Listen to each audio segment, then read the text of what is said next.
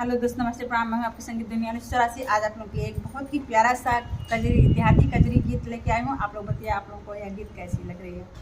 और कजरी गीत हम लोग देहाती कजरी गीत लेके आए हैं, दोनों बहनें।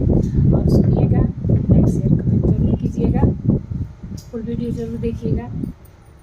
सीता पतिया हरे ले जाला रवड़वाना, सीता कहूँ सुनीला विपतिया हरे ले जाला रवड़वाना, हरे ले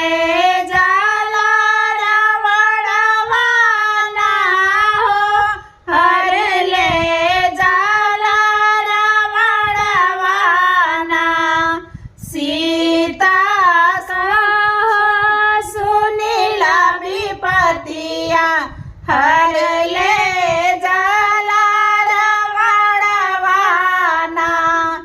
हर ले जाला रवड़वाना। पहिला बिलाप जटायु ने चुना, पहिला बिलाप जटायु ने सुना, जटायु ने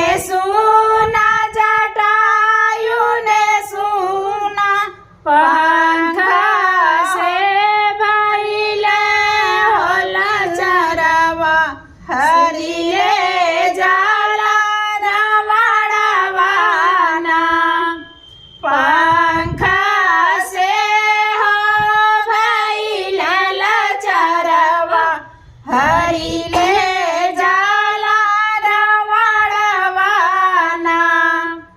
सीता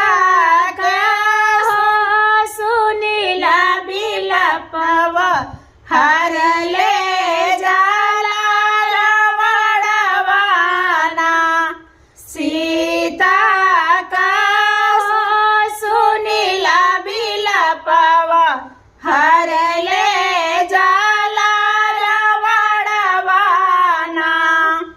दूसरा बिलाप विभीषण ने सुना, विभीषण ने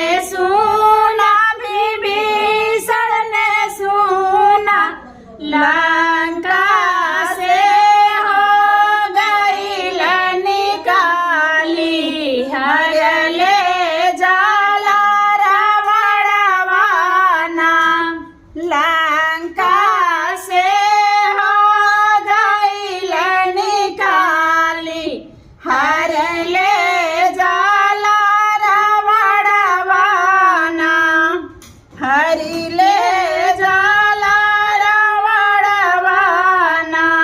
सीता का सुनीला विपतिया हर